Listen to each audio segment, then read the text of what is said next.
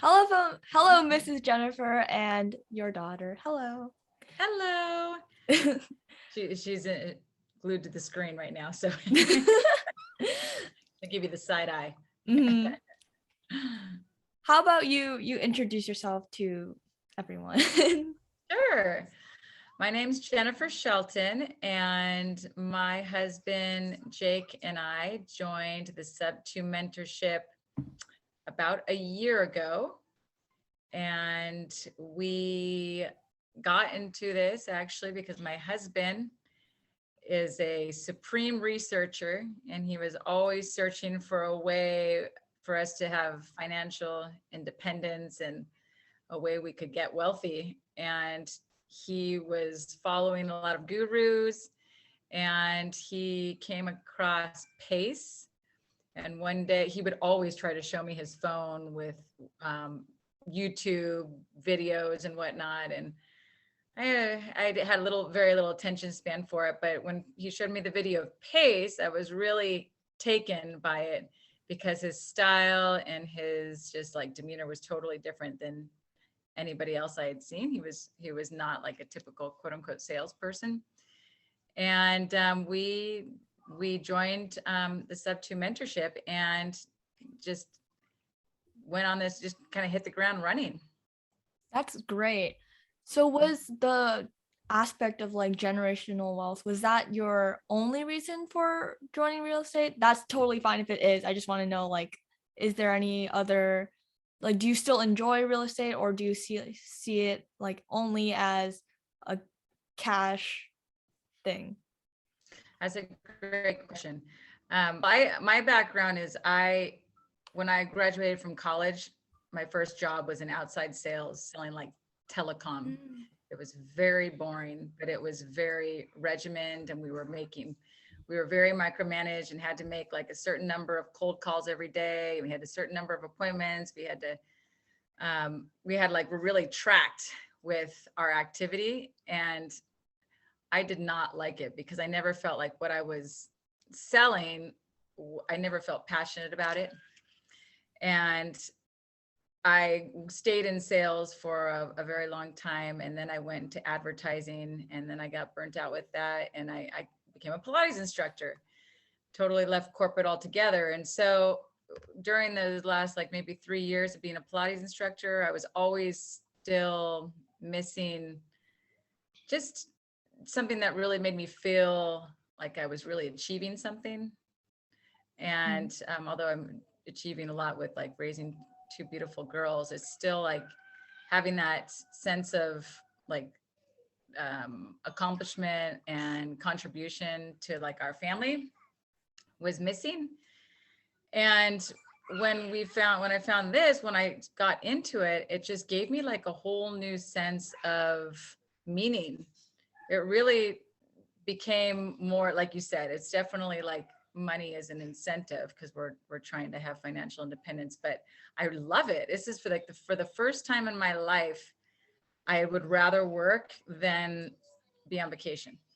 It's like, it doesn't feel like work. Like every morning I wake up, I'm so excited to talk to sellers. I'm really excited just to like accomplish things. And so a day off is a little bit stressful because I'm thinking about who I'm with, and I really am enjoying it. I mean, it's actually been more fun and challenging, but exciting than I thought it would ever be. I love how you said that because I really relate to the achievement thing, and also like how when you have days off, it like feels like kind of stressful.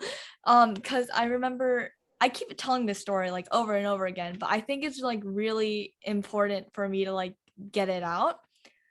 When I was in like third, fourth grade, I was like really paranoid about the future and everything. I was so paranoid that I would be counting the years and the months until I like graduated high school and would like have to live on my own, because I had like such a fear of living a life without being passionate about anything. So like I was surrounded by friends who were like artists or like dancers or actors or like just academically like really smart, and I always felt like that in between. So I was really relieved in like 7th grade when my dad gave me this book Rich Dad Poor Dad for me to read. I was like really it really took the stress off, and it gave me something um to feel good about and to feel like I'm actually doing something with my life. And I really love how you described that. That's And going amazing. on with like that topic of when you were talking about how like you like calling sellers, right? I do. Mhm.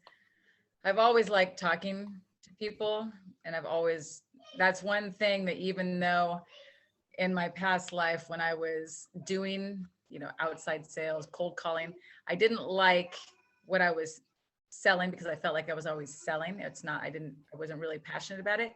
I never had a hard time cold calling though, even though it wasn't comfortable and it was always, I didn't wake up wanting to do it. It Mhm. didn't keep me from like, it didn't, I wasn't paralyzed by it. Like Yeah. I knew that if I got in touch with somebody, I could have a conversation and it would be, we'd move through it. So Mhm. that is something that I really love to do is talk to sellers. Yeah, you entered the sub 2 role play competition, right? I did. How was it like going through that experience? It was very nerve wracking. But it was very exciting. And it's so funny. Like the first, is my, Hello. my, I told you they always find me. So I had watched the first role play competition when Lynn, she got to the finals against Don Rich, and I was so like proud to see a woman on the stage, and I'm so inspired by her being there, and also so surprised that there were so few women who had entered. So I remember after watching her on stage, I was like, oh, I want to be on that stage also next time. And so in my mind, I thought it was going to be, maybe like in the next year, until Mitch Roy, my accountability leader, reached out to me and said, we're doing the role play competition. I think you should join. Do you want to? And it was literally like just a few months later. So mentally, I didn't feel like I was prepared, like confidence wise. But at the same time, I remember Lynn telling a story that she said that she almost called in sick, like the day I of. remember Yeah, that. remember that? She almost called in sick, honey. She almost called in sick, and then she knew that she had to do it, and she did. And so I remembered that story, and I just feel like every time somebody asks or invites you to do something and there's an opportunity, that if you say no, you could really be missing out on something big, on a chance to really like elevate yourself. So and I just knew that also if it makes you feel uncomfortable, it's probably something you should be doing. So I said yes. And then the kind of the type of person I am, I'm very competitive. So I also always need to get in like a lot of practice. So I pretty much called your dad and Mitch and Tia and a lot of the really successful people in the group. I called them all and just was like every day, can you role play with me? Can you role play with me? Because I always wanted to try to get like at least 3 in a day. So I was relentless with that because I just knew that as Ty Guerrero always says, Leon always says, like repetition is the mother of skill. So I knew the more reps I got in, the better it would be because I'd be more prepared. Wow, so you were out there hustling before the competition. Yes, I was definitely hustling.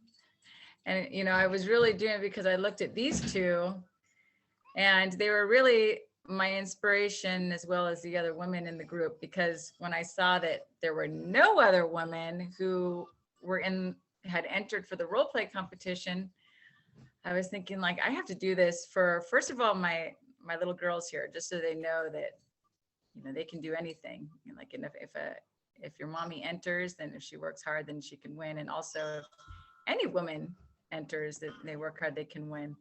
And so I was really doing it because I felt like the ladies needed some representation. I love that. I remember a quote, I forgot by who it was by, but it said like if you when you once you find your why, you'll find your way. And I think that really showed through on your journey throughout this role play competition. How was like life like after winning it? Um, it was, I felt more motivated. It was exciting. Like I felt like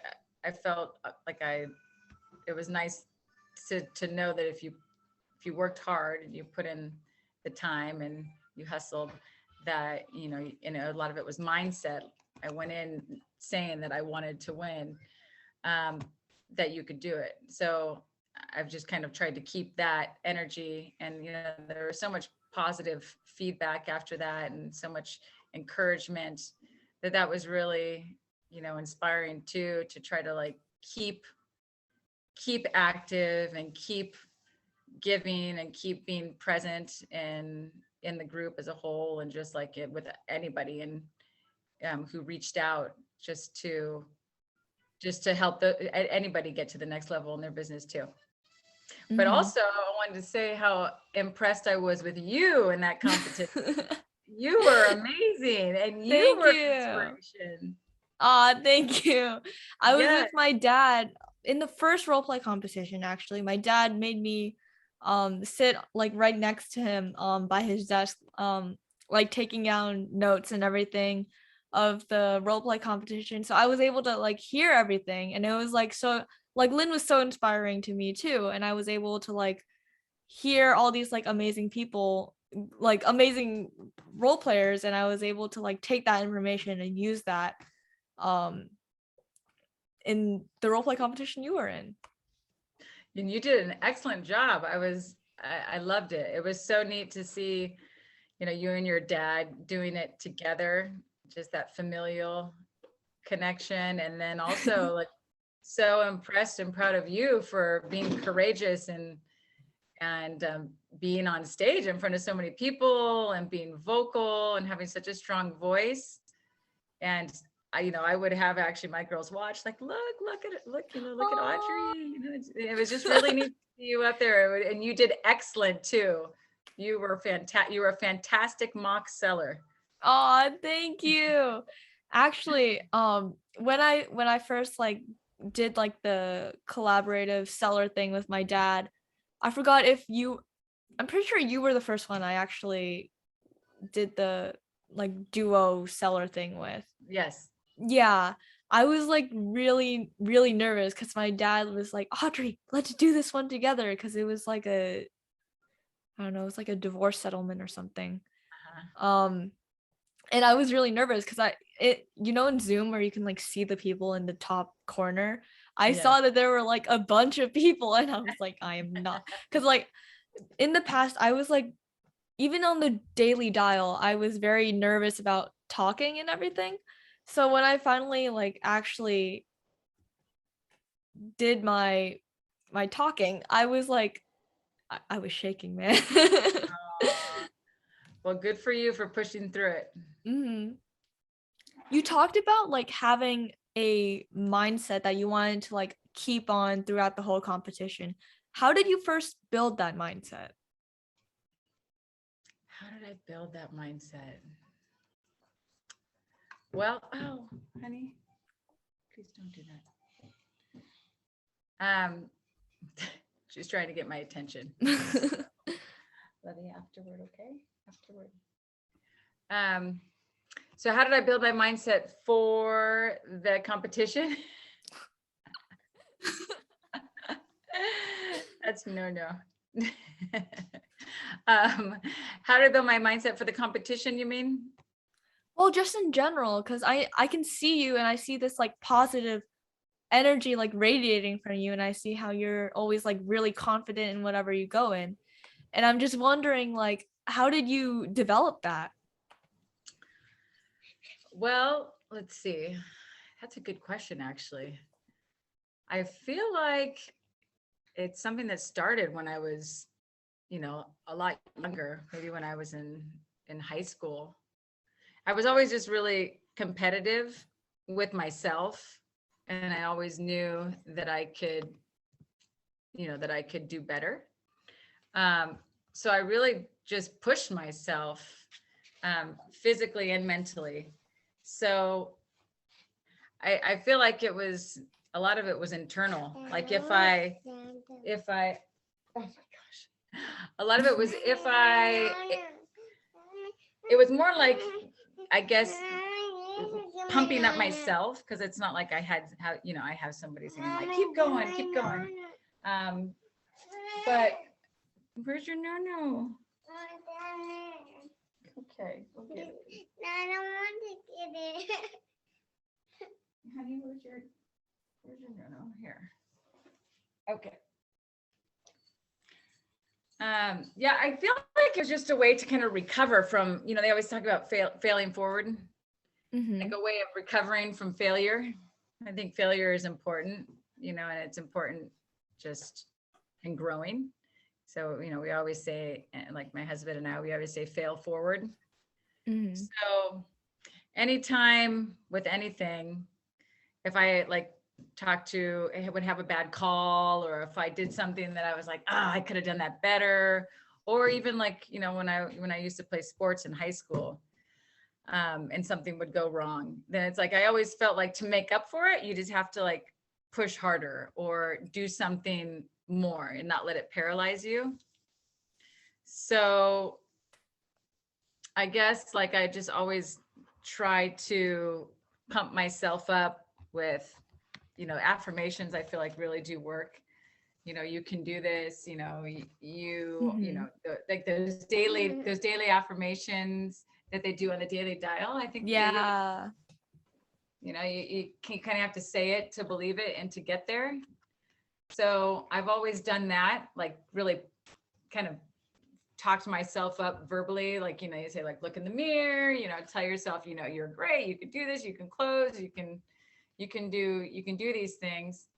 And also physically, like I find that like for me, physical fitness is really a lot of the times connected to like your mental state. So like before the role play competition and any calls, really, like if I have a call where I was nervous about like on the role play, then I'll do like jumping jacks, or I would run in place to get out the nerves, or I would like, do some sort of like exercise just to get like amped for it, and just to get like the nerves out and just get the energy up. I don't know if that answered your question, but It did. I really like how you answered that, actually. It was like very inspiring. okay. You talked about like failing forward. What was your, let's say, favorite fail forward? My favorite fail forward. Oh, I like how you asked that. My favorite fail forward. Gosh, I feel like there's so many. Now in life, or you mean like in this journey of real estate that we've started? I would say anything, because I feel like your career and like you yourself as a person, they like sort of intertwine. And like how you, like the life lessons you learn from, I don't know, like cooking with your mom influences how you go about talking to a distressed seller or something. That's true. That's a good analogy. Let's see. I guess, well, this kind of like this goes back in time, but when I was in corporate, it was super stressful. Like I started in sales, but then I went to the other side and I started working for advertising agencies. And it was I worked for, like a handful of agencies, and they were all stressful, but the last one was extremely stressful because I was managing like all the social media channels for ExxonMobil, which was, gigantic company. And they had really high expectations, which are fine, but it was advertising, and so it was like kind of all hours of the night, just a lot of pressure. And it wasn't like brain surgery. It was Facebook and Twitter. So there, I just, at that point, I was just so stressed, and it wasn't, I just didn't feel good. And my dad was just like, why are you doing this? Because he saw me just looking very stressed. Why are you doing this? And I was like, I don't know. I don't even want to be doing this. He said, then stop. And he said, well, then don't do it. It's like, well, what am I going to do? He's like, well, you've been wanting to, you've been wanting to become a Pilates instructor. You've been wanting to, go to Chile and learn this and become bilingual. So that was really my dream at that point. What's wrong? Oh, I don't think we have any more. Aww. Oh, let me see. Are you able to, well, let's see, what should we do? I just have to get her like a little something. Oh, it's okay. Yeah, I can totally cut this out. Okay, good. Just 1 second then. Yeah.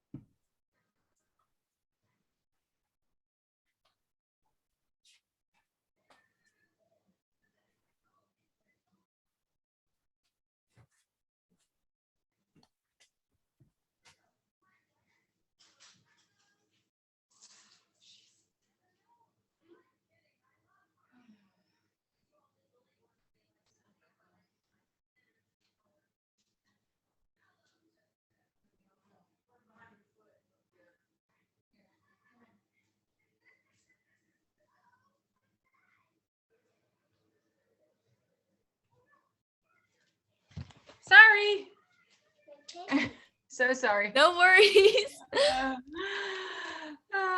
Is your daughter okay now? They're fine. They just want a treat. Oh. Gosh. It's like a daily thing of treat, treat, treat. And I got to carry more treats on hand for these situations. Oh. Anyway, sorry about that. I don't remember what we were talking about. Oh, it's totally fine. You were talking about like your corporation and something about Oh how yeah, you were yeah. like, So that was kind of like my biggest failure because I felt like it was a failure because I failed at that job. I mean, I was doing my job, but I failed at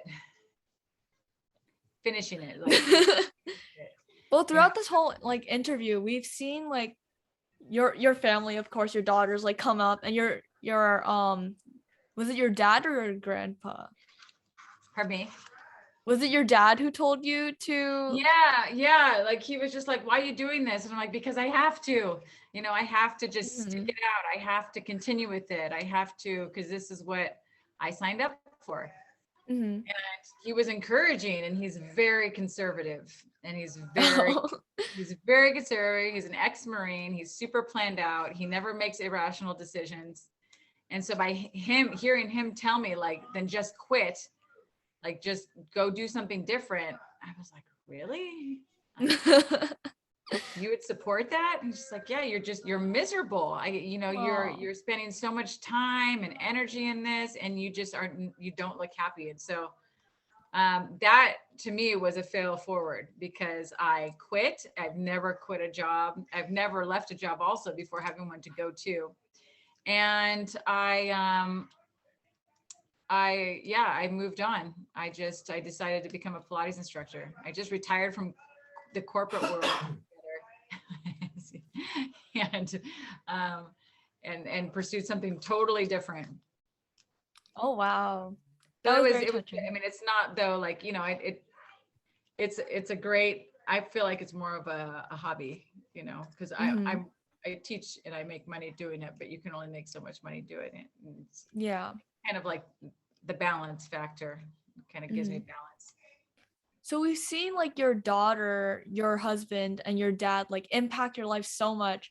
How has your family like as a collective like influenced your life in real estate? Oh, well, I really give all the credit to my husband. He's like such an entrepreneur, like he has such an entrepreneurial mind.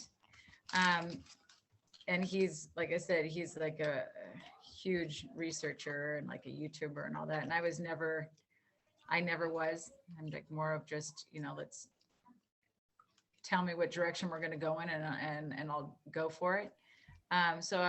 He actually motivates me a lot, and he is really like my sounding board. So he has a W-2, and it's very demanding time wise. So he's not really involved with like the day to day, but he's kind of like my, we strategize together. So as soon as he gets off work, I'm like, okay, all this happened. And then we talk through it, we get through it. And then he helps like refocus me because there's so much going on and there's only one of me, and I'm trying to, take care of the kids too, that it's helpful to just kind of talk it over with him. He's like the yin to my yang, and then we focus and focus on the things that are most important rather than getting too overwhelmed. Oh, I love that. What would you say is like your superpower in real estate? And like, I know it's probably like cold calling, but like what in cold calling? Yeah, I guess my superpower is like building rapport. I feel like I can build rapport with anybody. So, confrontational and, sellers who are like, don't want to talk and are not kind at first. Like, I'm not really afraid to talk to this type of people. I know it's usually not personal. So I feel like I can build rapport with almost anybody. So I think that that's my superpower. That is a superpower. I remember on my first Daily Dial like role play call, I was up against Mr. Jason. Um, and in those times, I don't know, I'm pretty sure Mr. Jason still role plays as a seller, but he was a very, very tough seller. Yeah. So it was like, what was it, like 7 a.m. My dad was next to me on the couch, and he was like mouthing to me like what to say when I got like flustered with what Mr. Jason was like asking me, because he was like, what do you want from me? And I would be like, Yeah. yeah. Yeah. So I definitely think that is a superpower. Or even like, I guess those feelings sometimes they don't go away, Mm-hmm. but the little phrase of fake it till you make it. Like even if Yeah. you're nervous and somebody's being like confrontational on the phone, or obviously like, or who knows a lot more than me, I try not to let it fluster me, even if I feel inside, the nerves going. Mm-hmm. Just try to like get a mind over matter. I try just to keep like a confident tone, because I feel like as long as you have a confident tone, then that, then the person on the other end, even if you don't know as much, you earn respect, and I guess like credibility and Mm. whatnot, if you can dish it back or not let it affect you. I like that. I'm writing that down for my seller calls now. Oh, good. Yeah. I remember you said that like if you feel uncomfortable or like outside of your comfort zone, that you're doing something right. And I feel like that definitely applies to life in general, and especially in like calling sellers. Cause I remember when I was like first calling FISPO and everything, I was like really, well, I wouldn't say I was like really bad at it, but I would say I was really terrified at it. And it made me like, I don't know, I was just like not happy about doing it. But once I like actually started to like call more sellers, get myself to hear these different situations, I started like enjoying actually talking to people. I found I found it actually like really, I don't know, I felt like it was it became part of that passion of real estate, like not just helping people through their scenarios, but actually like talking to them. Mm-hmm. um so that's what I really related to when you said that. Oh, that's awesome. You know, I sorry, I'm gonna close these blinds for 1 second here. Let's open up this for Coco. Open this for Coco.